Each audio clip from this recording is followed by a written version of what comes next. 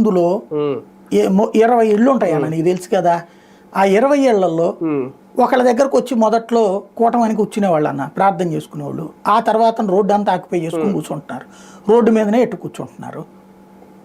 వారం వారం ఇది కంపల్సరీగా. అట్లాగే పక్కన మసీదు నుంచి మాకు పెద్దగా సౌండ్ వస్తూనే ఉంటుంది అన్న, రోజుకి 5 సార్లు. అదే మేమందరం హిందువులు అనే సంగతి మర్చిపోవాలి కదన్నా, ఎందుకు మర్చిపోవాలనిపిస్తుంది మాకు కూడా. కాబట్టి మేము ఈ పని చేస్తున్నాం.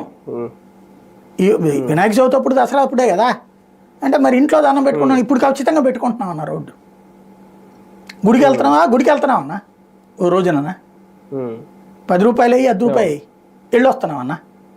ఎందుకు వచ్చిందంటే వాళ్ళల్లో ఉన్న కమిట్మెంట్ చూసి వీళ్ళకి వచ్చింది ఆ చైతన్యం. కాబట్టి ఇది ఈ జెండాలు పట్టుకు తిరుగుతుంది వాళ్ళు కాదు.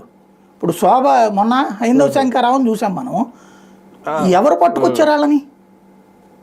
ఆ ఊళ్ళలో కొంతమంది తెలుగుదేశం వాళ్ళ చేతన వెహికల్ పెట్టించుకున్నారు, కొంతమంది వైసీపీ వాళ్ళ చేత వెహికల్ పెట్టించుకున్నారు.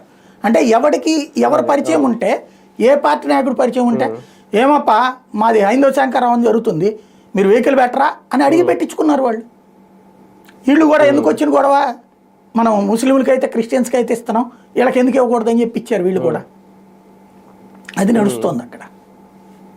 అంటే చైతన్యం వస్తుంది, యాక్టివిటీస్ కూడా వాళ్ళే ఆ యాక్టివిటీని మైనార్టీ, అదే ఆ మైనార్టీ ముస్లిం ఓట్ బ్యాంక్ ని దూరం చేయడానికి కూడా అదొక